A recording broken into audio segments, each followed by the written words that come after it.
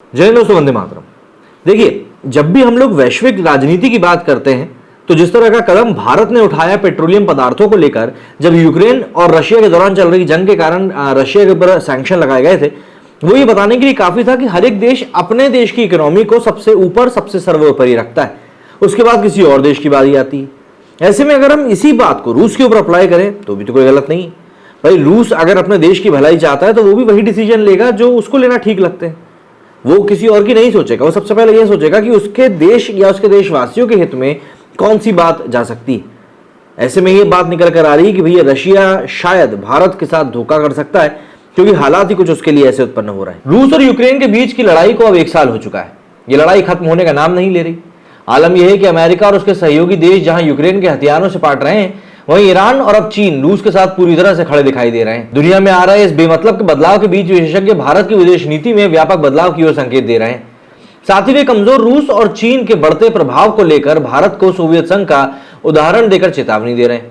एक रिपोर्ट के मुताबिक चीन को खुश करने के लिए सोवियत संघ ने क्यूबा मिसाइल संकट के समय भारत को MiG-21 फाइटर जेट देने में देरी कर दी थी। अमेरिका के थिंक टैंक स्टिम्सन सेंटर की रिपोर्ट के मुताबिक यूक्रेन युद्ध के बाद भारत की विदेश नीति में कई तरह के बदलाव आए हैं।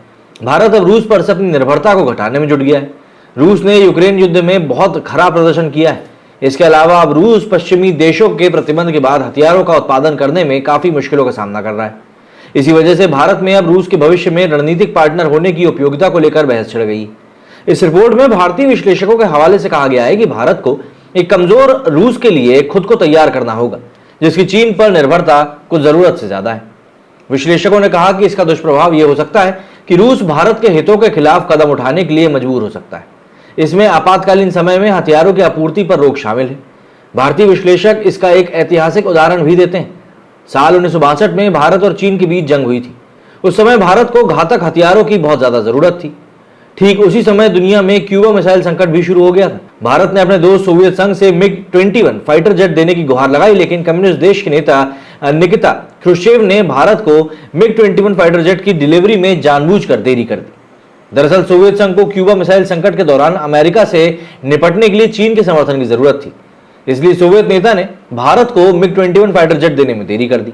यही नहीं, पश्चिमी देशों के प्रतिबंधों के बावजूद अब इस बात का भी खतरा पैदा हो गया है कि भविष्य में चीन के उपकरण रूस के हथियारों के साथ से भारत आ सकते हैं। इसकी वजह यह है कि रूस को पश्चिमी देशों को कोई सप्लाई नहीं हो पा रहा है।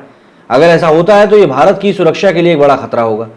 रिपोर्ट में यह भी कहा गया है कि हालांकि अभी भारत के पास ऐसा हथियार है जो रूस को साथ बने रहने के लिए मजबूर कर सकता है। भारत चीन से इतर रूस का एक बड़ा व्यापारिक साझेदार है।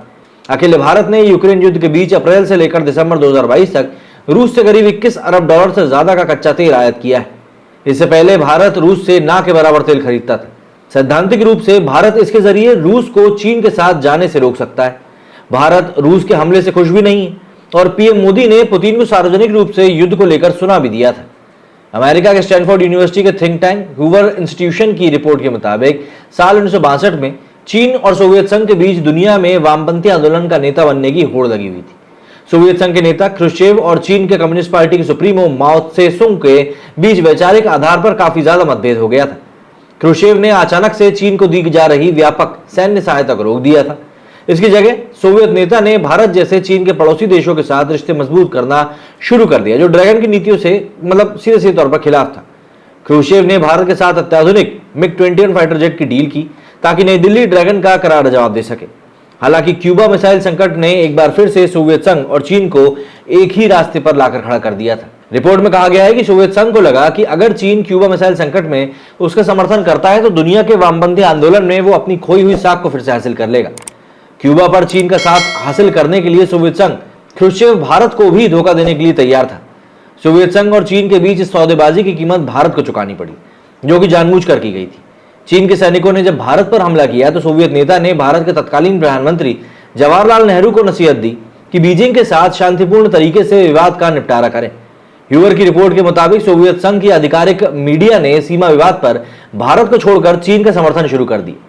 भारत और चीन के बीच युद्ध शुरू होने के 3 सप्ताह पहले चीन के प्रधानमंत्री चाओ एन लाई ने असाधारण कदम उठाते हुए सोवियत संघ के राजदूत से MiG-21 डील के बारे में बात की।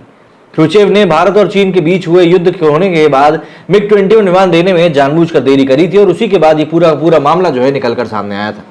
लेकिन यहां पर सबसे बड़ी बात यही है कि रशिया, चाइना, इंडिया इस समय एक तरह से लव ट्रायंगल में फंस चुके हैं, जहां पर कोई भी एक दूसरे को छोड़ नहीं सकता और मुखर होकर बोल भी नहीं सकता।